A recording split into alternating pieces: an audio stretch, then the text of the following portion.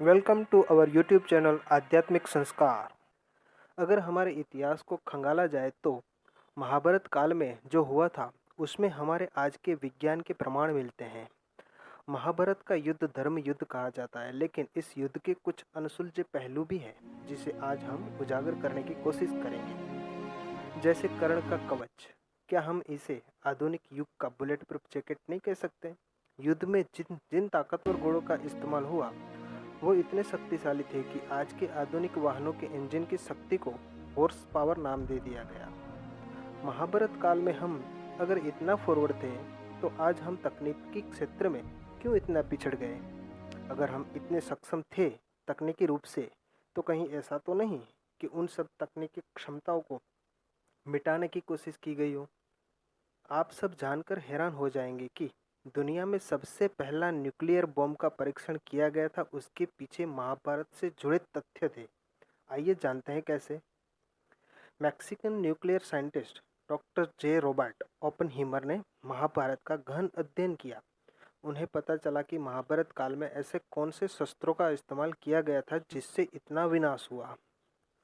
महाभारत काल में जिस ब्रह्मास्त्र का उल्लेख है उससे प्रभावित होकर डॉक्टर जे रॉबर्ट ने उसकी संहारक क्षमता पर विशेष शोध कार्य शुरू किया। उन्होंने अपने इस मिशन को ट्रिनिटी नाम दिया। ट्रिनिटी मतलब त्रिदेव। ट्रिनिटी मिशन को सफल करने हेतु तारीख चुनी गई, वो थी 16 जुलाई 1945। मेक्सिको के अन्य साइंटिस्टों और यूएस के अन्य साइंटिस्टों और आर्मी ऑफिसरों की मौजूदगी में मेक्सिको के जोना डेल म्यूर्टो के डेजर्ट में सारी तैयारियां कर ली गई। अब वक्त था एक ऐसे हथियार का परीक्षण करने का जिसका इन लोगों को कोई अंदाजा नहीं था कि यह कितना विनाशक हो सकता था। शाम 5:29 पर दुनिया का पहला परमाणु बॉम्ब फटा। इस बॉम्ब का विस्फोट 600 फीट चौड़ा था और लगभग 22,000 डीएनबी जितना खतरनाक था। इस विस्फोट का गोला हवा में 10 किलोमीटर तक की ऊंचाई पर गया था और 160 किलोमीटर इस विस्फोट की गूंज सुनाई दी थी। इस विस्फोट को देखकर खुद डॉक्टर जे रॉबर्ट भी डर गए थे।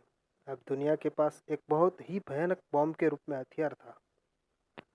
इंसानों द्वारा बनाया गया ये सबसे घातक विस्फोटक हथियार था। क्या ऐसा हो सकता है कि पृथ्वी ने पहले भी ऐसे हथियार देखे हो? क्या पृथ्वी पर पहले भी ऐसे विस्फोटक हथियार ने विनाश ढाया हो? महाभारत में हमें ऐसे हथियारों का विवरण मिलता है जो डॉक्टर रॉबर्ट के परमाणु बॉम्ब से मेल खाता हो। तो ऐसा वो कौन सा अस्त्र था महाभारत काल में जो परमाणु बॉम्ब जितना विनाशक था? वो अस्त्र था ब्रह्मास्त्र। जी हाँ, ब्रह्मास्त्र। शास्त्रों में ऐसा विवरण मिलता है कि ब्रह्मास्त्र के उपयोग से बहुत सारे लोग फट गए थे, शरीर पिघल गए थे, पशु पक्षी भी नष्ट हो गए थे और सबके सब खाद्य पदार्थ, अनाज वगैरह सब कुछ संक्रमित हो चुका था। तो साइंटिस्ट आज भी मानते हैं कि ब्रह्मास्त्र उस जमाने का परमाणु बॉम्ब था। थोड़ा सा ब्रह्मास्त्र के बारे में भी हमें ज्ञान होना चाहिए। प्राचीन भारतीय इतिहास की कथा के अनुसार ब्रह्मास्त्र एक अलौकिक हथियार था। उसके साथ ब्रह्मर्षि अस्त्र और ब्रह्मानंद अस्त्र भी महाभारत के युद्ध में उपयोग में लिए गए अलौकिक हथियार थे। ब्रह्मास्त्र हिंदू पौराणिक कथाओं में वर्णित सबसे विनाशकारी, शक्तिशाली और अनूठा हथियार था।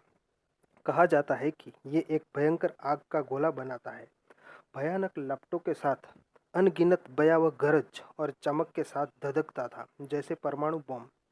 सारे जंगल, पशु पक्षी सहित प्रकृति कांप जाती थी जब ब्रह्मास्त्र छोड़ा जाता था। आकाश चारों ओर ज्वाला से गिर जाता था, ग्लेशियर पिघलते थे और पहाड़ चकनाचूर हो जाते थे। पुराणों में उल्लेख मिलता है कि जब ब्रह्मास्त्र छोड़ा जाता था तब उस क्षेत्र के प्रत्येक संसाधन को नष्ट कर देता था। आगे उस क्षेत्र में कभी घास का एक तिनका तक नहीं पनपता था। 12 साल तक बारिश नहीं होती थी। वायुमंडल में उसका प्रभाव इतना होता था कि गर्भ में शिशु तक मर जाते थे और सब कुछ जलकर नष्ट हो जाता था। ठीक वैसे जैसे आज के परमाणु बॉम्ब से हिरोशिमा और नागासाकी में हुआ। इस पौराणिक चित्र से ब्रह्मास्त्र और परमाणु बम की साम्यता समझ सकते हैं। तो ब्रह्मास्त्र और परमाणु बम दोनों एक जैसे थे। उनके फटने से जो वायुमंडल में प्रभाव पड़ता था वो एक जैसा ही था।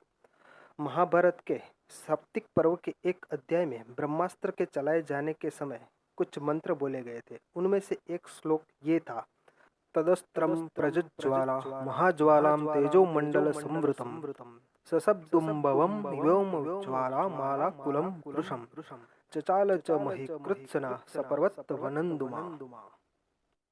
जब ब्रह्मास्त्र का उपयोग हुआ था तब कहा जाता है कि 1000 सूर्यों जितना चमकदार और धधकता हुआ था। जब ब्रह्मास्त्र का विस्फोट हुआ तब हर तरफ आग लगी थी, हर इंसान जल रहे थे, यहाँ तक कि दूर दूर तक के लोगों के बाल जड़ गए थे और नाखून अपने आप निकल गए थे।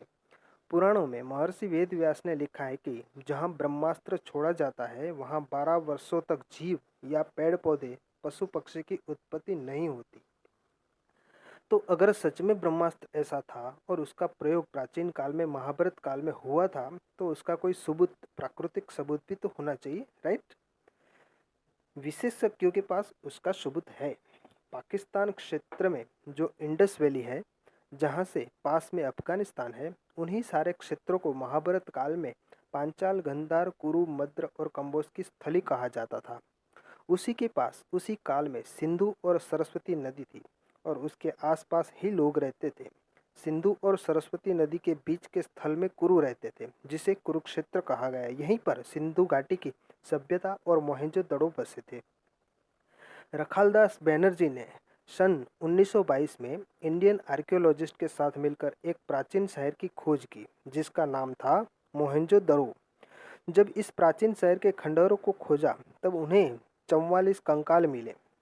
वो सब यह देखकर अचंभित रह गए कि हजारों सालों बाद भी क्यों इन कंकालों की हड्डियां ना सड़ी और ना गली। साइंटिस्टों को इन कंकालों के आसपास कई जगह रेडिएशन के सबूत मिले, जबकि वहां कभी कोई परमाणु बम गिरा ही नहीं। एक और विशेषज्ञ की रिपोर्ट, नाम है डेविड चाइल्ड्रेस। ये एक ब्रिटिश रिसर्चर थे। उन्होंने 1980 में एक किताब लिखी थी। उसमें डेविड चाइल्ड्रेस ने कहा था कि मोहनजोदड़ो विस्तार में उन्होंने एक 45 मीटर चौड़ी जगह देखी थी। उन्हें ऐसा लग रहा था जैसे उस जगह में विट्रिफिकेशन हुआ हो।